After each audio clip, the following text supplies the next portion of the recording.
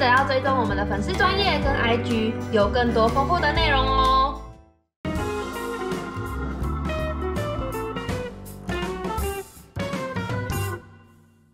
上一次结束英国之旅之后呢，我们这一次要搭乘欧洲之星来到法国巴黎。法国巴黎的部分，这边分成2集，会跟大家介绍一些知名景点，有兴趣就一起看下去吧。首先，第一站，我们来到凯旋门。凯旋门是拿破仑为了纪念打败2奥联军，下令修建的拱门。门上有4个代表出征、胜利、抵抗跟和平的大型浮雕。上面还刻了法国大革命战争跟拿破仑战争期间有660名法国将领，还有158场战役的名字。在这下面有无名烈士墓，安葬的是在第1次世界大战中牺牲的一个无名军人，他也代表了大战中牺牲的150万个法国兵。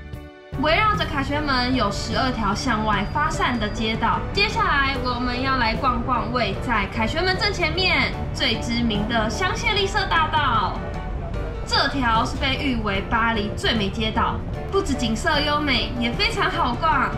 两旁都是豪华的精品店跟高档的餐厅，有很多的服饰啊、美妆保养品跟咖啡厅等等，想得到的精品品牌应有尽有。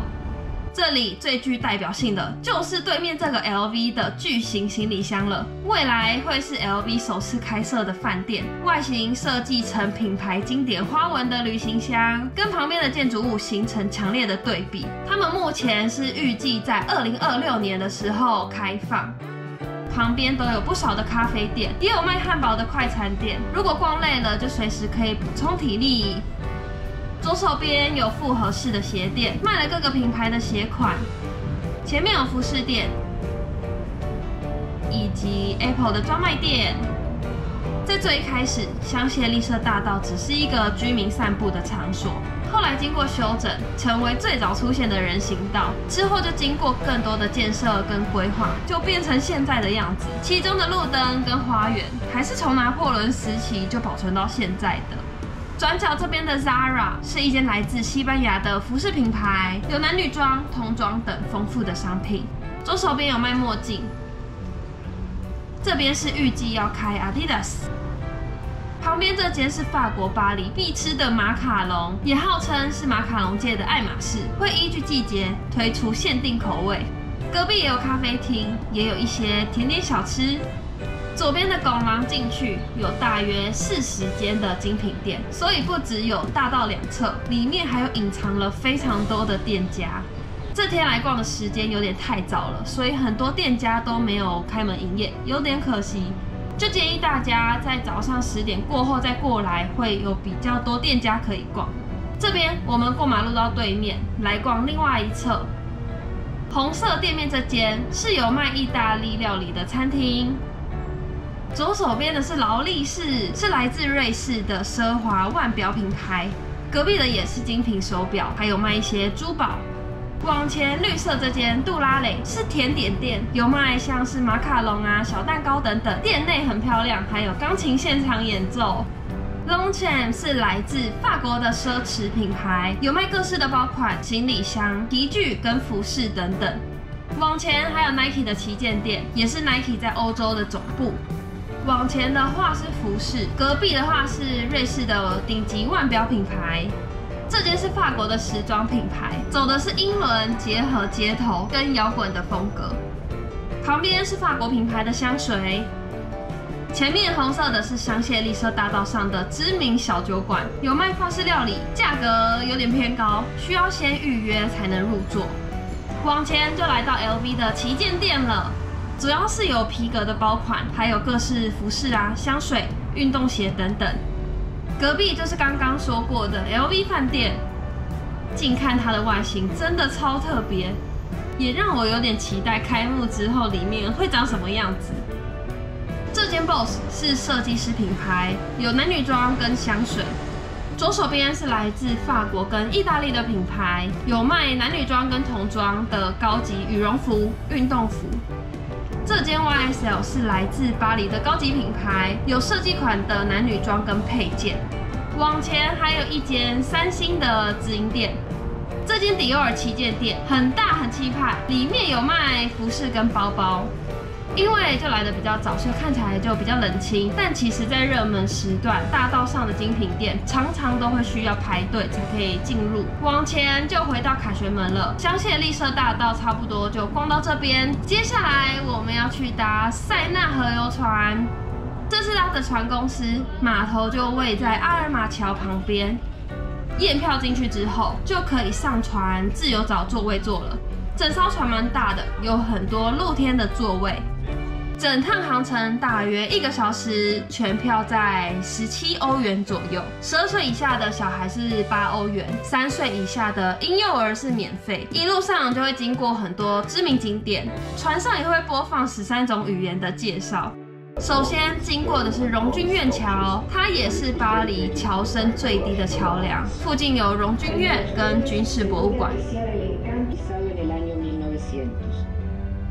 你也可以选择一边游船一边用餐的方案，吃饭之余还可以欣赏风景跟景点。上面这个建筑是波旁宫，是法国国民议会的所在地。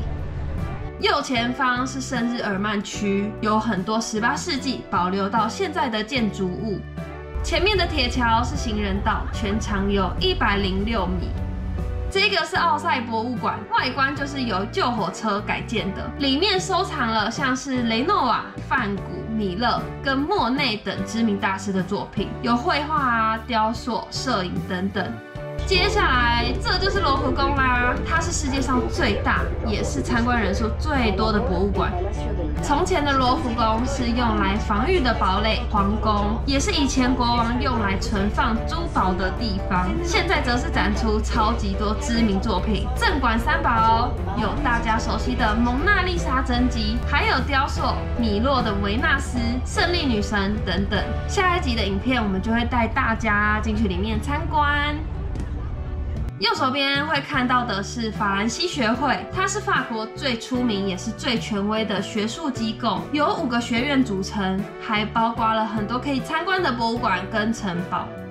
接下来就会看到埃菲尔铁塔啦，它就是法国巴黎的象征地标，在19世纪初，为了纪念法国大革命100周年和迎接在巴黎举办的国际博览会而建的。塔高有330米，上面也有商店、餐厅跟景观台，是世界上最多人付费参观的名胜古迹。这里你会看到一个缩小版的自由女神像，是因为从法国艺术家帮了纽约创作自由女神像之后，一个在巴黎的美国人就赞助了一个更小的雕像。除了这个以外，在巴黎其他地方还分布了另外5座的自由女神像。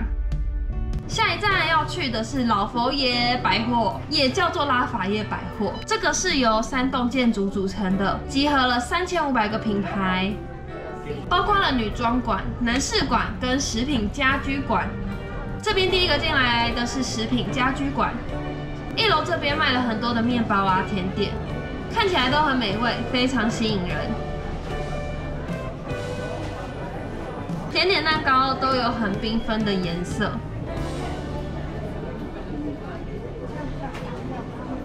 也有卖咸食，像是便当，还有中式、港式料理。你也可以找到伴手礼盒，也有一些像是巧克力啊、饼干等等，包装都很精致，很适合带回家。这边也是超级多种类的面包，还有马卡龙跟一整块的蛋糕。法国就是琳琅满目的甜点，爱吃甜食的人一定要来逛逛。这间有一些像是咸派、蔬菜的食物，还有提供鸡尾酒，另外还有很多炸物可以选择。这边有些都是法国的特色料理，不妨可以来尝试一下。这一栋除了有食品之外，也有家居用品，有香氛啊、台灯、棉被、床、桌子等等，各式各样的生活杂货应有尽有。然后还有餐厅、咖啡厅、超市等等。很多当地人都会来这边逛逛。这个负1层就是超市，有生鲜蔬果，中间还有一些快闪的摊位。接下来来到男士馆，这一栋有分成4层楼，3楼专卖精品，2楼的话有衬衫跟西装，1楼是鞋款跟运动服饰，0楼则是配件类的商品。里面有非常多的精品跟流行品牌，主要都是贩售男士用品，还有一些香水啊、保养品跟珠宝手表。最后是女装馆，也就是本馆，这个是3栋里面最大的，一共有8层楼。里面的品牌商店超级丰富，主要是卖女装、配件跟美容保养，另外有少少的童装跟小孩的用品。顶楼有露台可以欣赏巴黎市景。最后我们来到的是圣梅里教堂，从外观就可以看得出来，它很古老，是建于1500年到1550年间的哥德式建筑。钟楼里面有1331年就铸造，全巴黎最古老的钟。教堂里面也有很多壁画跟彩绘玻璃窗。这边供奉的是8世纪欧坦修道院院长，他也被称为右岸的主保圣人。现在依然会有民众到这边朝拜。在教堂的附近还有一个圣雅克塔，它是一个有500年历史的遗迹，供奉的是耶稣12门徒之一的雅克。